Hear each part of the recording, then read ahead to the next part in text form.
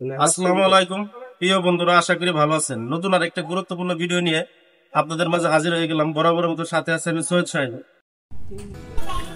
আমি দেখিয়েছিলাম এই সিএনজির ইঞ্জিন পার্টটা ভেঙে মাউন্টেনের কান আলাদা হয়ে গেছে। এখন দেখাবো কিভাবে ইঞ্জিন নামানো যায়। ইঞ্জিন নামানোর প্রসেসটা এখন আমরা ইঞ্জিন নামানোর প্রথম ধাপটা পার করব।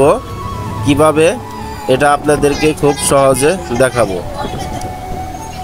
প্রথমে ট্যাঙ্কির নাটটা খুলে বিস্কুট শেপটা আলাদা করে নিব।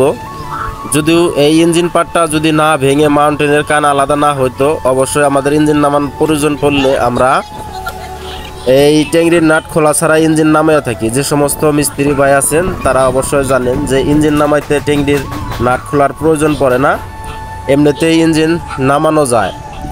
কিন্তু এটা যেহেতু ইঞ্জিনের মেন পার্টটা ভেঙে ইঞ্জিন পার্টটার থেকে আলাদা হয়ে গেছে, এই কারণে আমি ট্যাঙ্কির নাট খুলে বিস্কুট শেপ দোনো সাইডে আলাদা করে নিলাম। যদি আমি আলাদা না করে এই ইঞ্জিনটা নামাইতে গেতাম তাইলে হয়তো আরও একটু বড় ধরনের সমস্যা ইঞ্জিনে হতে পারত। কারণ ইঞ্জিন নামাইলে হয়তো নিচে ধাপ করে পড়ে ইঞ্জিন আবার অন্য কোনো জায়গায় ফাটলেও ফাটতে পারে। এই কারণে আমি খুব সতর্কর সাথে খুব যত্নের সাথে আমি এই ইঞ্জিনটা নামাবো। বাইরে যদিও একটু বৃষ্টির ভার চলছে, আমি বাইরে বিস্কুট শেপটা খুলে আমি যেখানে গাড়িটা রাখলাম এটার উপরে চাল দেওয়া আছে, আমার গ্যারেজের সামনে চাল দেওয়া আছে, আমি চালের নিচে নিয়ে নিলাম যে বৃষ্টি আসলেও জানি কোনো সমস্যা না হয়। গাড়িটা আমি আবার উঁচা করে নিলাম। এখন আমি ইঞ্জিন নামাবো। অবশ্যই ইয়ার পরের পার্টে ভিডিওতে দেখতে পারবেন ইঞ্জিনটা কিভাবে আমি নামাই। এখন ইঞ্জিন নামানোর সম্পূর্ণ প্রসেস আমার করা শেষ। শুধু ইঞ্জিন, এই গাড়ির ইঞ্জিনটা নামাইতে আমার অনেকটাই কষ্ট হইতেছে, অনেকটা বলতে খুবই কষ্ট হইতেছে। তার কারণ হইল এই গাড়ির পিছনের যে মাউন্টেন আছে হাফ চ্যাসিস, যে নামে চিনে থাকেন, আমার কাছে পিছনে মাউন্টেন হাফ চ্যাসিস নামে পরিচিত। ইঞ্জিন যখন নামাইতে গেছি সামনে ইঞ্জিনে মাউন্টেনের কান তো ভেঙেই গেছে, ইঞ্জিনের মেন পার্টটা তো ভেঙে আলাদা হয়ে গেছে। পিছনের চ্যাসিসটাও নাট খুলে নামানোর সময় দেখি ভাঙা।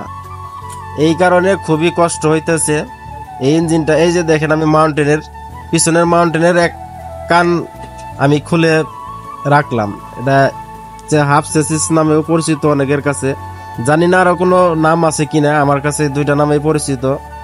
তিনজনে ধরে ইঞ্জিনটা নামাইতেছি। যে ইঞ্জিন সবসময় আমি একাই নামিয়ে থাকি, এতটাই পরিমাণ কষ্ট হইতেছে কারণ চ্যাসিস এক মোড়া আলাদা হয়ে গেছে। চ্যাসিস শুধু পাশের হাফ চ্যাসিস ভাঙাই না, এক মোড়া এই চ্যাসিসের বুশও ছিঁড়ে গেছে, বাতিল হয়ে গেছে।